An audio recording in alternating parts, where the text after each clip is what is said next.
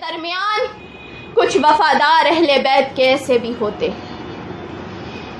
وہ عورت مسلم بن عقیل کے دونوں لڑکے اس عورت کے گھر میں تھے. وہ عورت پورا دن انتظام کرتی رہی، دونوں پورا گھر جو ہے خدمت میں لگا رہا. رات میں اس کا شوہر آیا. شوہر بڑا تھکا ماندہ، اس کا نام حارث تھا. آیا، تھکا ہوا تھا.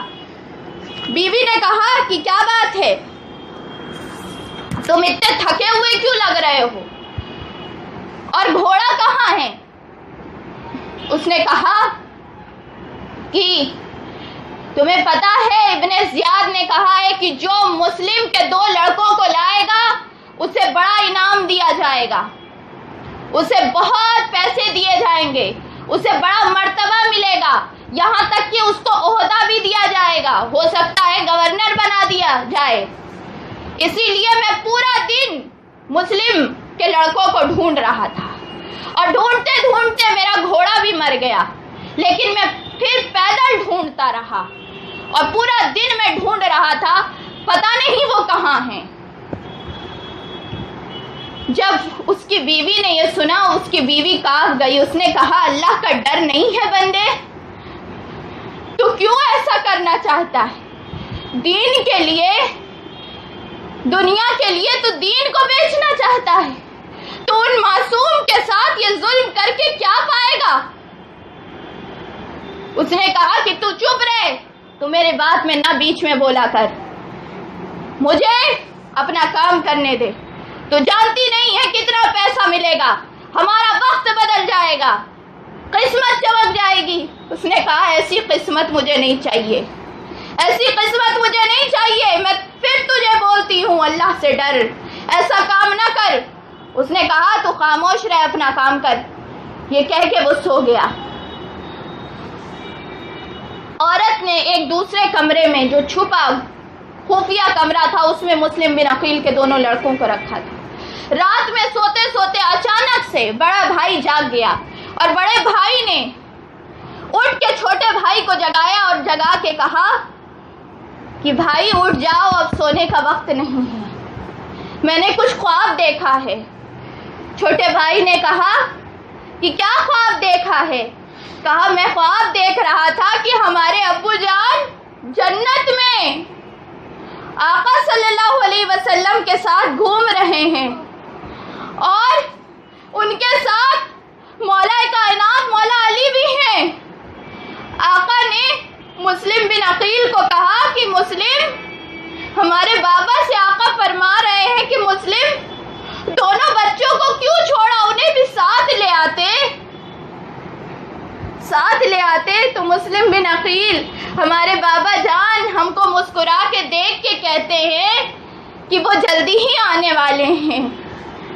تو بھائی اب ہماری شہادت کا وقت آ چکا ہے، اب اٹھ جاؤ. دونوں بھائی ایک دوسرے کو دیکھ کے روتے، ایک دوسرے کو تسلی دیتے اور کہتے کہ صبر کرنا ہمارے گھر والوں نے سکھایا ہے، اور بابا جان سے ہم جلدی ملیں گے، پریشان کیوں ہوتے ہو؟ جب رونے کی آواز ہوئی بلند تو حارث جو سو رہا تھا اس نے آواز سن لی. وہ اٹھا، اس نے کہا بچوں کی آواز کہاں سے آ رہی ہے؟ اس عورت نے کہا کہیں سے نہیں. اس نے کہا نہیں، اسی گھر سے آواز آ رہی ہے.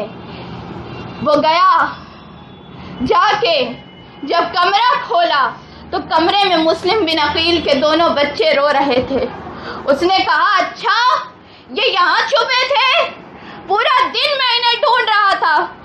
وہ گیا، اس بدبخت نے مسلم بن عقیل کے یتیم بچوں کو گھسیٹ کے ان کے چہرے پہ تماچے لگائے، خوب مارا، گھسیٹتا ہوا باہر لے کے گیا. عورت نے پیر پکڑ لیا، کہا خدا را ایسا نہ کرو، یہ کیا کر رہے ہو؟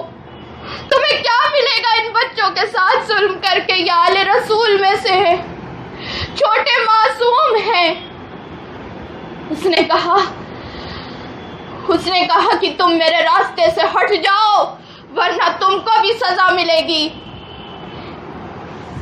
وہ شخص تلوار لے کے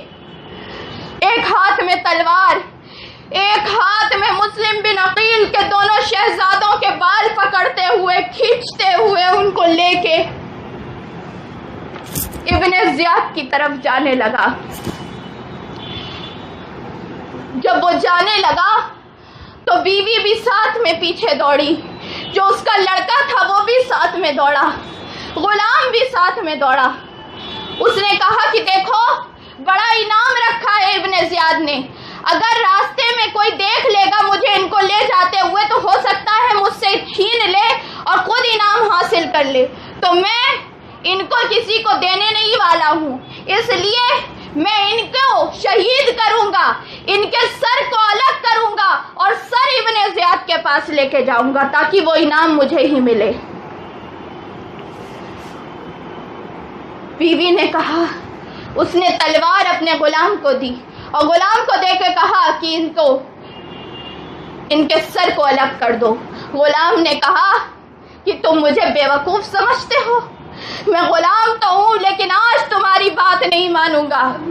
یہ ہاتھ کٹ سکتا ہے لیکن آل رسول کے اوپر نہیں اٹھ سکتا, تم کیسی باتیں کر رہے ہو. اس نے کہا کہ اگر تم نے یہ کام نہیں کیا میں تمہیں بھی مار دوں گا. اس نے کہا مرنا ہے تو مر جائیں گے.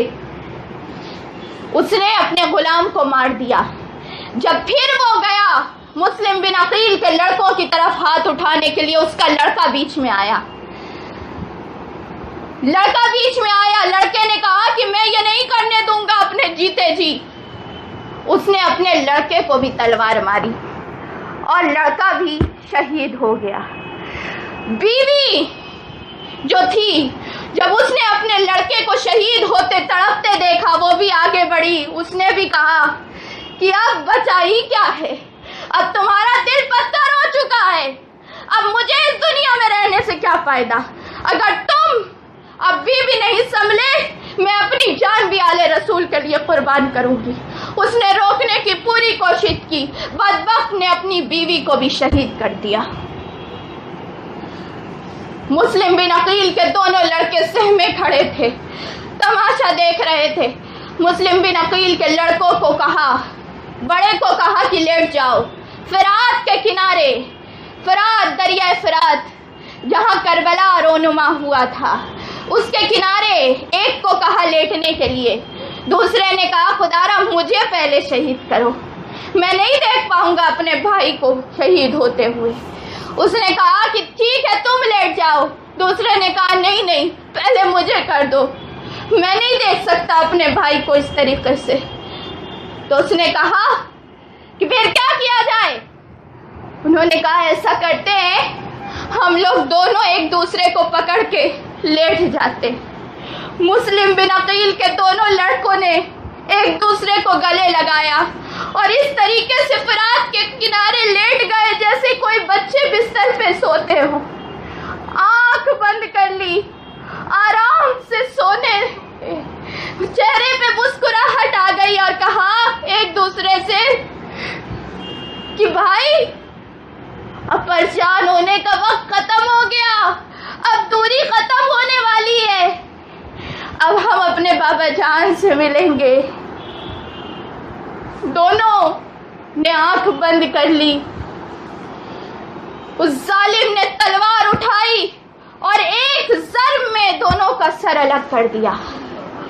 اتنی زور سے اس ظالم نے تلوار ماری تھی کہ مسلم بن عقیل کے دونوں شہزادوں کا جو سر تھا وہ تو زمین پہ رہا, لیکن جو بدن تھا چھوٹے چھوٹے معصوم دونوں کا وہ جھٹکے سے جا کے فرات کے اندر گر گیا. انا للہ و انا الیہ راجعون. یتیم مسلم بن عقیل کے اس دنیا سے چلے گئے. امام حسین کی دوسری قربانی. جب اس شخص نے یہ کام کر لیا, دونوں سروں کو لے کے تشت میں, خوبصورت سا تشت لیا, دونوں سروں کو تشت پہ رکھ کے ابن زیاد کے محل میں گیا. بڑا ایٹھا ہوا کہ اب تو انعام ملے گا. تشت کے اوپر پردہ لگا ہوا تھا, پردہ ڈالا ہوا تھا. ابن زیاد نے کہا یہ کیا ہے؟ اس نے تشت سے پردہ اٹھایا، مسلم بن عقیل کے دونوں شہزادوں کا معصوم سر تشت پہ رکھا ہوا ابن زیاد نے دیکھا۔ ابن زیاد نے کہا یہ کیا ہے؟ نے کہا یہ جو تم چاہتے تھے۔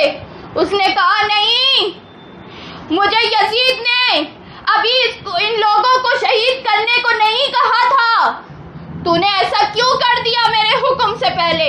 اس نے کہا نہیں، مجھے ڈر تھا کہ کہیں کوئی مجھ سے ان کو چھین نہ لے۔ اس نے کہا نہیں، تو نے میرے حکم کے خلاف کیا ہے، میں تجھے اس کی سزا دوں گا۔ اس نے ابن زیاد نے جلاد کو بلا کے کہا کہ اس شخص حارث کو لے جاؤ اور بیچ چوراہے پہ اس کے جسم کو پھاڑ کے اس کے اوپر کتوں کو چھوڑ دو، اور اس جسم کے اوپر کتے لگے اور اسی طریقے سے تڑپ تڑپ کے مرے۔ دیکھیں، قانون خدا یہی ہوتا ہے کہ جو جس کو تکلیف دیتا ہے اسے تکلیف کا سامنا کرنا پڑتا ہے۔ ہمیشہ یہ نظام قدرت ہے کہ کوئی سکون سے نہیں رہ سکتا کسی کو پریشان کر کے، کوئی آرام سے نہیں رہ سکتا کسی کے ارمانوں کا جنازہ نکال کے، اسے خود بھی اپنی خواہشوں کا جنازہ اپنے کاندھے پہ اٹھانا پڑتا ہے۔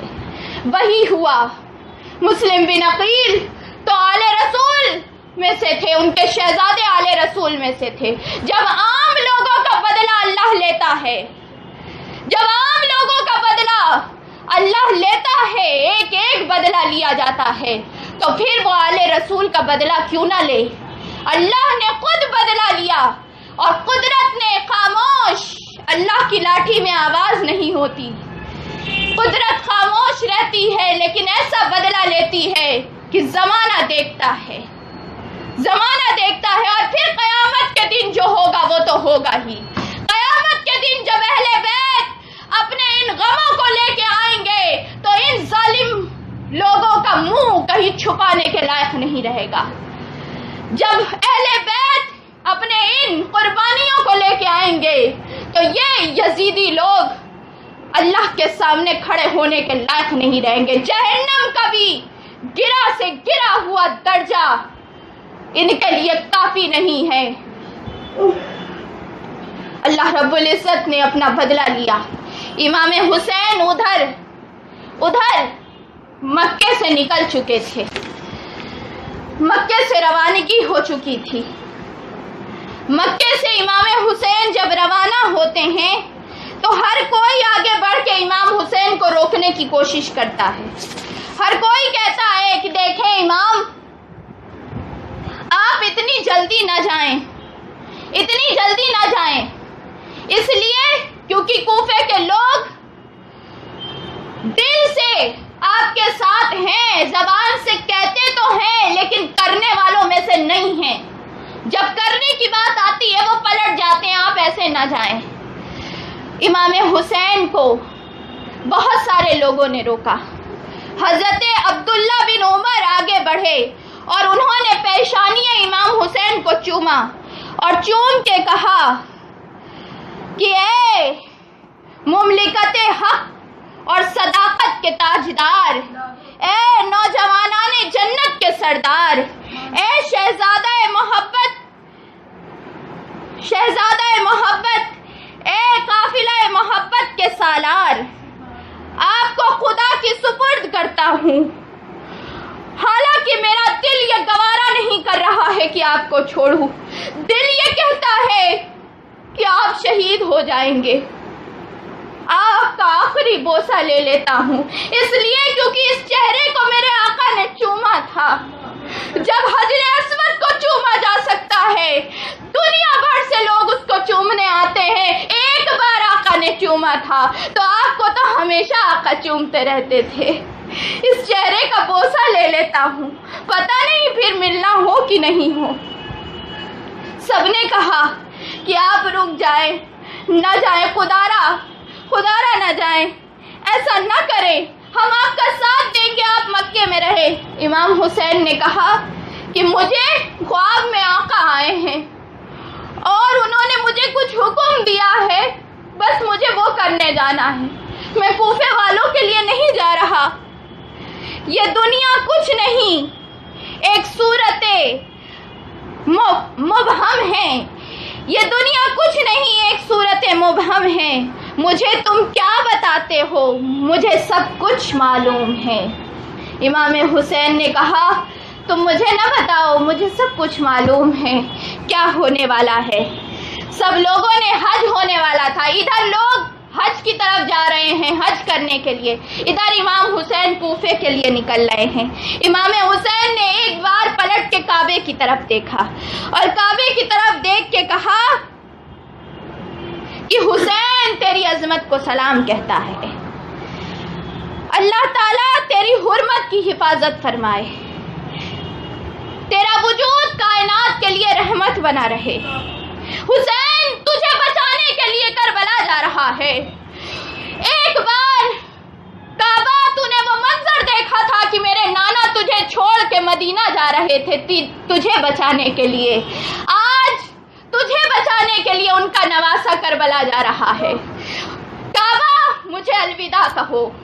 سب لوگوں نے آواز دی، حج کے جتنے سارے لوگ جمع ہوئے تھے، جو حضرت عبداللہ بن عباس تھے، انہوں نے سارے حاجیوں کو آواز دی اور کہا اے مکے والوں، دور دراز سے آنے والوں، محمد عربی کے چاند کا آخری دیدار کر لو، فاطمہ کے لال کو آخری بار دیکھ لو، آج کے بعد اس پیارے نورانی شبیہ رسول کو پھر تم نہیں دیکھ پاؤ گے۔ سارے حاجیوں، کعبے سے پہلے اس کعبے کے کعبے کو دیکھ لو، اس کو دیکھ لو، یہ نواسے رسول کو دیکھ لو، ان کا دیدار کر لو، یہ اس کعبے کی حرمت کو بچانے جا رہے ہیں۔ امام حسین نے حجر اسود کو دیکھا اور کہا کہ تجھے بھی رسول نے بوسہ لیا تھا، مجھے بھی رسول نے بوسہ لیا تھا، لیکن عجیب بات ہے نا حجر اسود کہ تجھے ہی بوسہ لینے والے کل میری گردن پہ چھری چلائیں گے۔ سب کا اپنا اپنا مقام ہوتا ہے، یہی تو امتحان ہے۔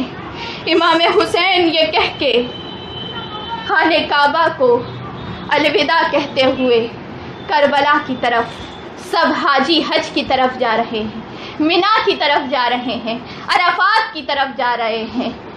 امام حسین حج کا حج کرنے جا رہے ہیں، حج کو بچانے جا رہے ہیں، حج کو قائم رکھنے جا رہے ہیں، کعبے کی حفاظت کرنے جا رہے ہیں، حاجیوں کی حفاظت کرنے جا رہے ہیں، آنے والے مسلمانوں کی حفاظت کرنے جا رہے ہیں۔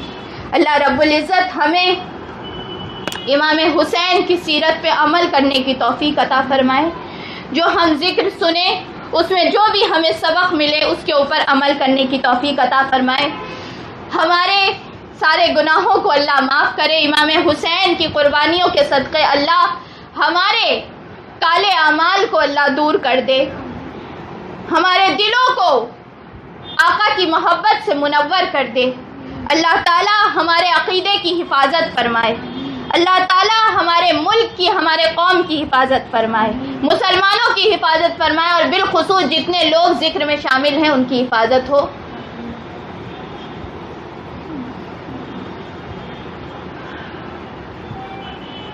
آمین وما علینا الا البلاغ المبین۔ السلام علیکم ورحمۃ اللہ وبرکاتہ۔